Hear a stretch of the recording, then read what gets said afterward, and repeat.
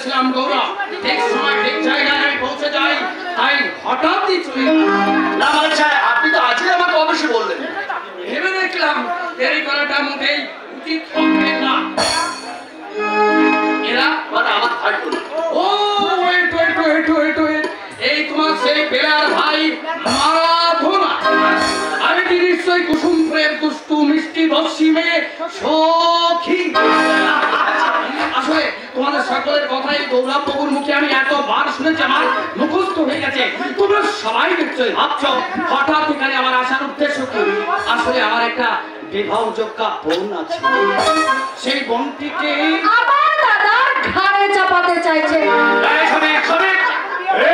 এত উত্তেজিত হয়েছিল দাদা, উত্তেজিত হয়েছিল।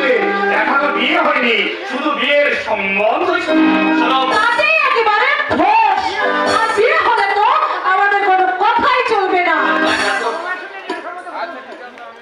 আমি তাহলে আপনাদের বাবা মায়ের সঙ্গে কথা বলতে পারি? অবশ্যই বলতে পারেন, কিন্তু আমার একটু অসুবিধা আছে। মানে এক মাসের চাকরি, তাছাড়া আমাদের লেখাপড়া সেখানে বাবাকে অনেক ঋণ করতে হয়েছে, সেই সমস্ত ঋণ তো আমাকেই শোধ করতে হবে। এই উপযুক্ত সন্তানের কর্তব্য।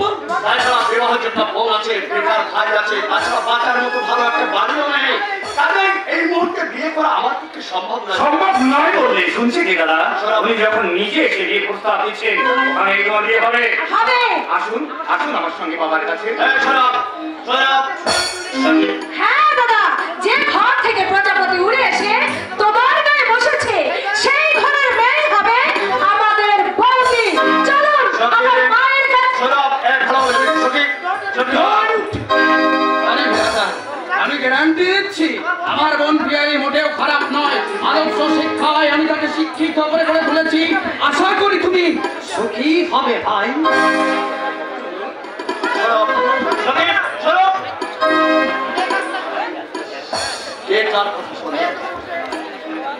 মেঘ যখন উঠেছে বৃষ্টি নামবে।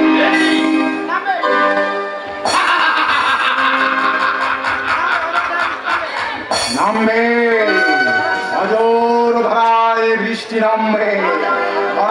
শ্রাবণের ঘন কালো মেঘ গম্ভীর গর্জনে বৃষ্টি নামবে। শ্রাবণের মৃত্যুদের জানানি বৃষ্টি নামবে।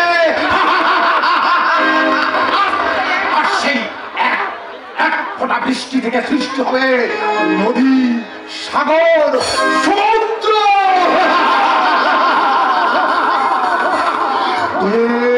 মুছে একাকার হয়ে যাবে এই সমস্ত অভিশপ্ত মানুষের যত লোভ,